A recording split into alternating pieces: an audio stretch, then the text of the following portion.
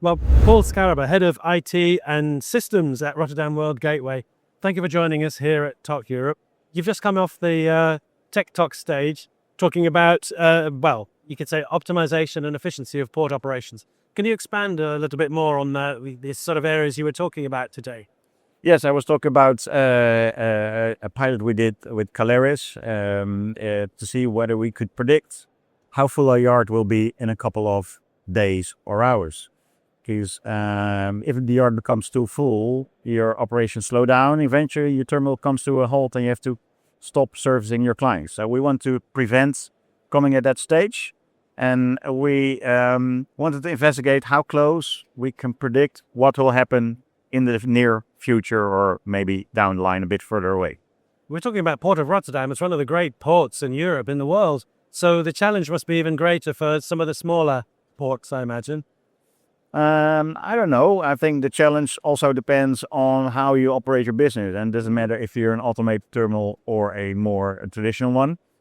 The thing that we have to consider as a very automated terminal is that we have less degrees of freedom to solve problems on the spot.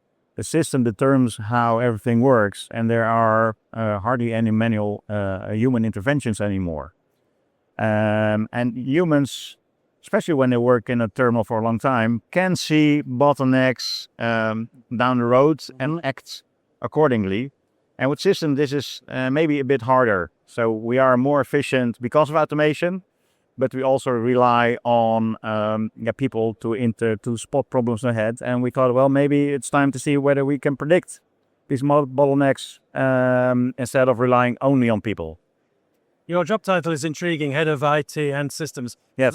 That must have evolved over the recent years. You know, IT is such an important part of port. Yeah, in our terminal, it is one of the three pillars. It's of course operations, engineering, and IT. So IT is not a supporting function of our terminal; it's a core function of our terminal because we are automated in a very high way. Yes. And in this world where everything is rushing towards digitalization, I guess AI is starting to play an even more significant part in the IT side of the business. Well, it's a very hot topic and maybe overhyped a little bit, and maybe we'll see some more real world scenarios and branding also in the near future. My job is to make sure that we can use the AI in a safe way, in an efficient way, don't pay too much, and also make sure we can roll it out in a controlled and smooth way, because we have automated our operational process, but we also have to automate the way we do IT. We cannot scale with humans anymore because my department will grow larger than operations. So we also need to reconsider how we do IT in an automated terminal. Well, Paul, it was very refreshing that you, at the start of our conversation, mentioned how important it is for the human knowledge within the operation. Yes. Humans are always going to have a part to play, surely. I hope so, anyway. Yes.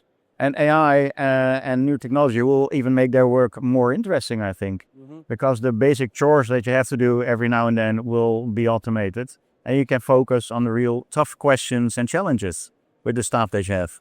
And with less and less people working in our business, that is an important thing, that you can be a very interesting employer in this business.